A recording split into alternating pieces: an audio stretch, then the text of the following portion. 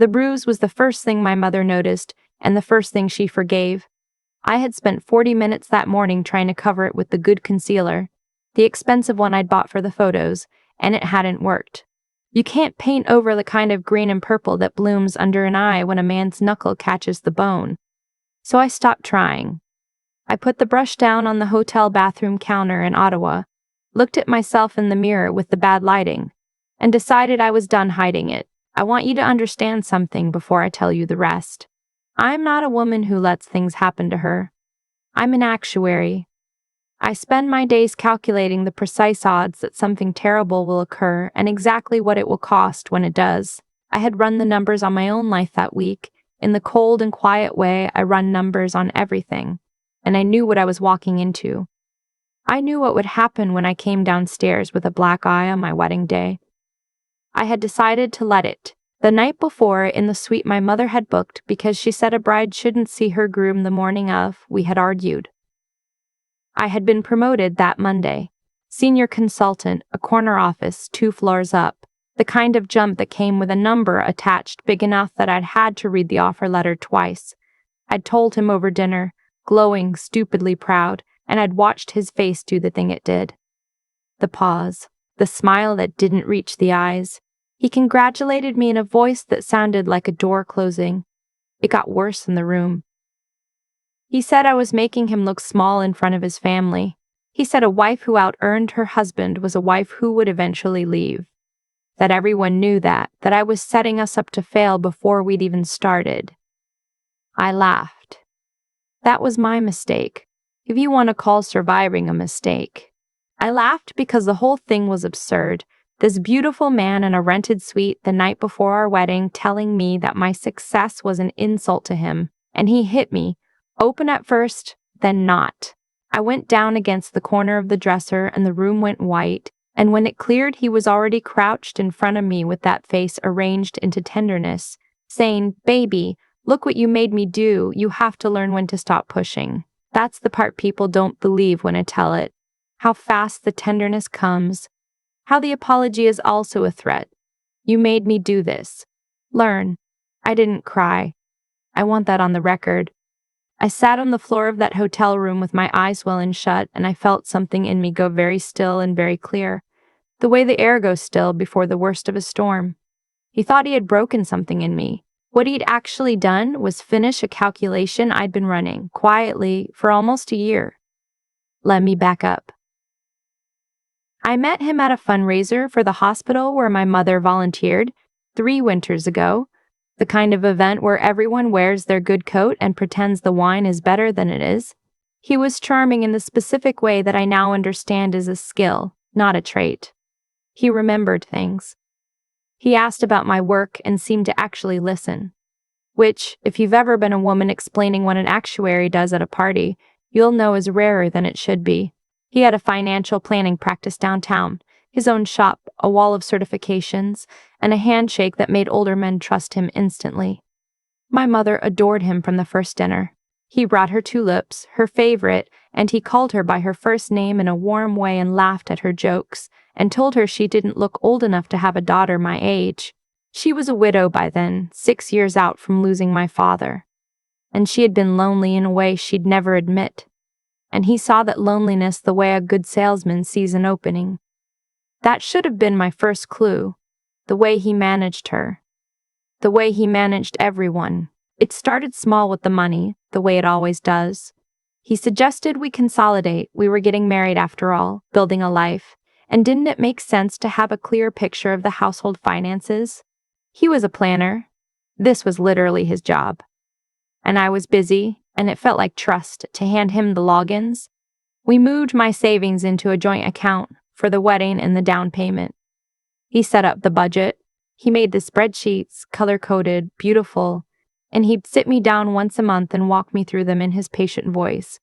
And somewhere in the second year I realized I no longer knew exactly how much money I had. I'd ask and he'd answer, and the answer was always a little lower than I expected, and there was always a reason, the market. A fee. A transfer to cover something.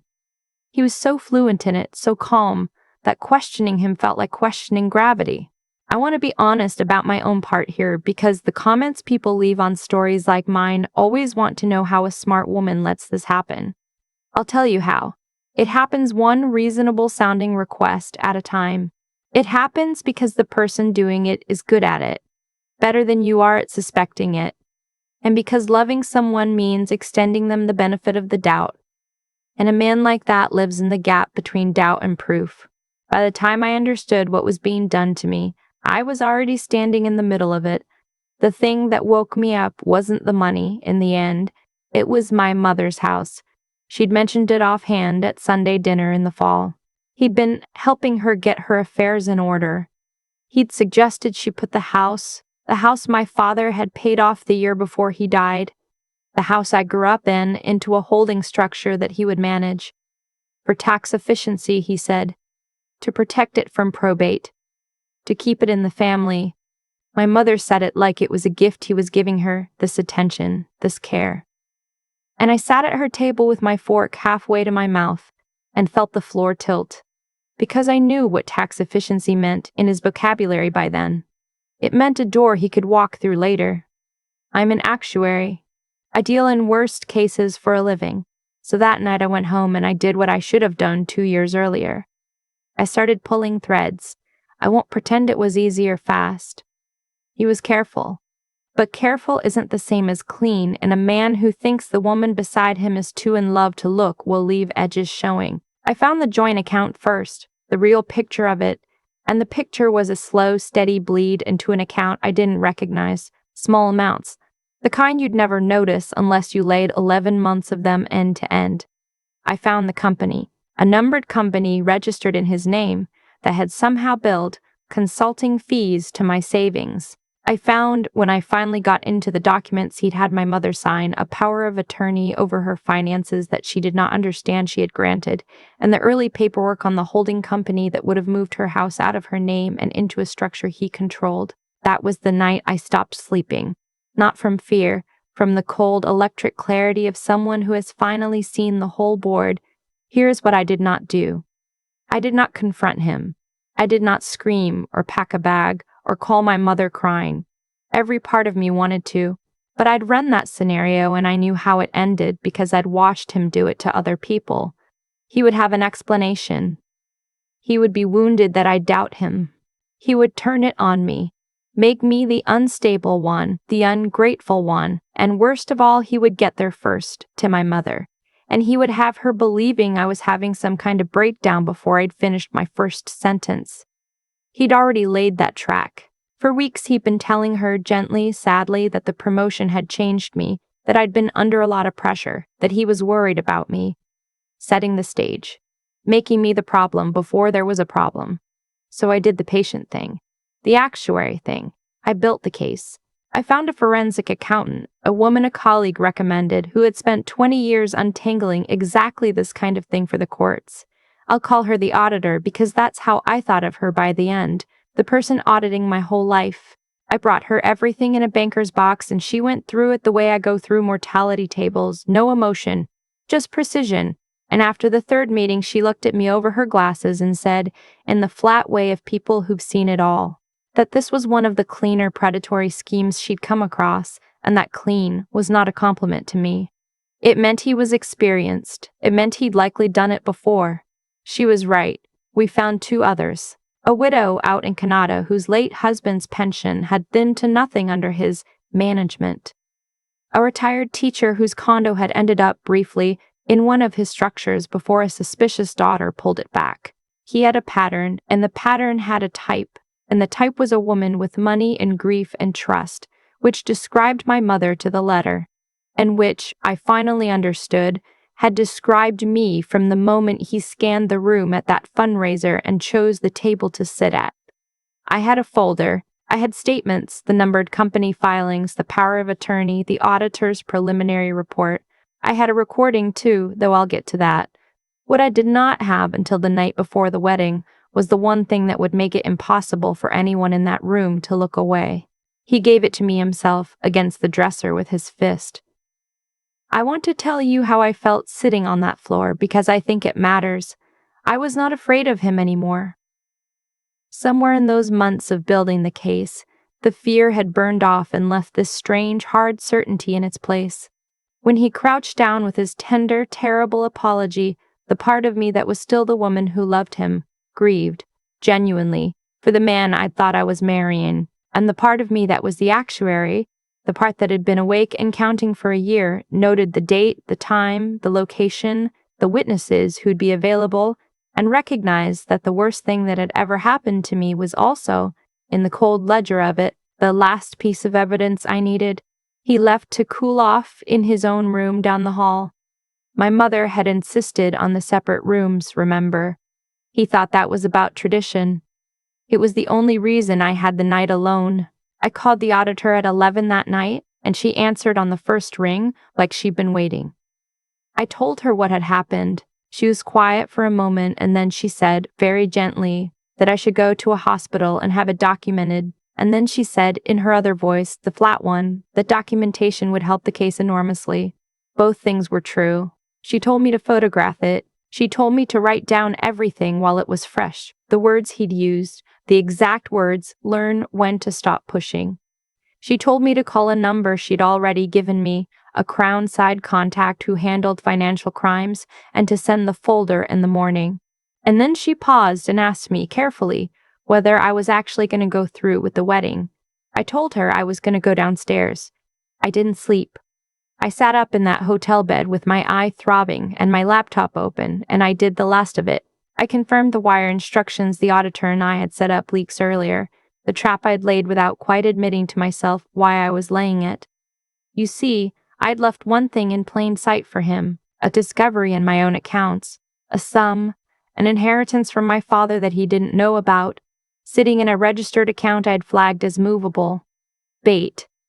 And 3 days earlier, the night I told him about the promotion, while I was in the shower, he had taken it, initiated a transfer of nearly $200,000 out of my RSP through the power of attorney I'd pretended not to know he had, into the numbered company. He'd done it the very night his pride was wounded, the night he hit me, as if the violence and the theft were the same reflex. The transfer was set to clear the morning of the wedding. He thought he was getting away with it on the happiest day of his life. He timed it so that I'd be too busy in white satin to notice. He had no idea that I'd been watching that account like a hawk watches a field, that the auditor had a freeze order drafted and a forensic flag on the receiving end, that the very act of taking it was the thing that turned a messy civil dispute into something with handcuffs in it. So no, I didn't cover the bruise. I let it bloom. I did my hair around it. I put on the dress my mother had cried over. And I went downstairs. The room was the smaller of the two ballrooms, 60-odd people, his family mostly, his friends, his clients, the kind of people who'd been told for 2 years what a catch he was and what a lucky woman I was to have caught him. My mother was at the front in lilac, beaming. He stood near the head of the room in his good suit, and I watched him see my face. The bruise, the fact that I'd let everyone see it. I watched the calculation flicker behind his eyes, fast.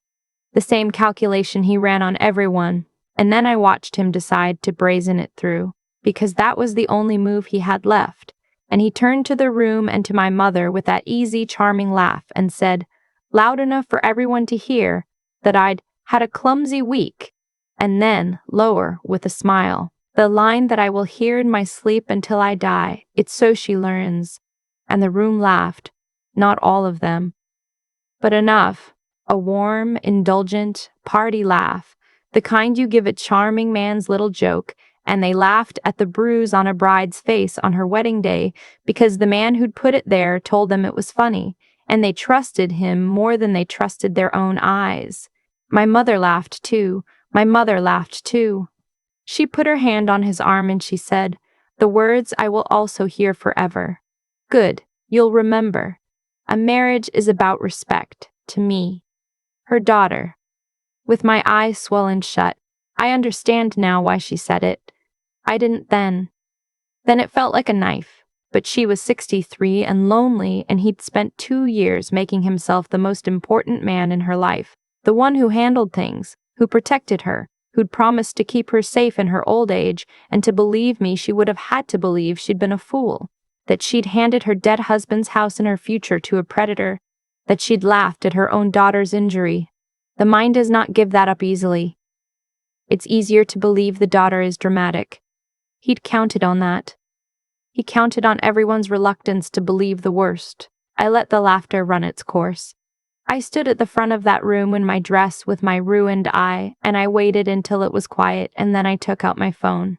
I'd asked the AB student who'd been hired for the wedding video to put a single laptop output on the screen behind us for a slideshow, and he had, bless him, and he had no idea what he was about to broadcast. I had practiced this. I knew exactly which file, exactly which order. I said calmly that before we went any further, I wanted to share a few things about the man I'd almost married. Because everyone here trusted him, and they deserved to make that choice with their eyes open the way I hadn't. The first thing on the screen was the recording. I'd had a small recorder going in the hotel room the night before. Not because I'd planned the assault. I want to be clear, I'm not that cold, but because I'd taken to recording our money talks for months, ever since the auditor told me to, and I'd simply never turned it off when the talk turned ugly. So the room heard it. His voice, that tender voice, "Baby, look what you made me do, you have to learn when to stop pushing." And then the sound that a body makes against a dresser. His family went silent the way a room does when the temperature drops 10 degrees. The second thing was the numbered company, the auditor's diagram, clean and damning, every consulting fee traced from my savings to his account, 11 months of it, and beside it the two other women's names with the amounts, redacted but present, because I'd gotten their permission that week and they'd wanted in. A pattern on a screen is a hard thing to laugh at. The third thing was the wire, time-stamped $200,000, moving out of my retirement account 3 days earlier, the night he told everyone I'd had a clumsy week. Through a power of attorney, my mother now learned for the first time, in front of 60 people, that he also held over her and over her house. I watched her face as she understood. I watched lilac go gray. And the fourth thing, the last thing, was the freeze order and the email confirmation sent at 9,014 that morning while I was doing my hair.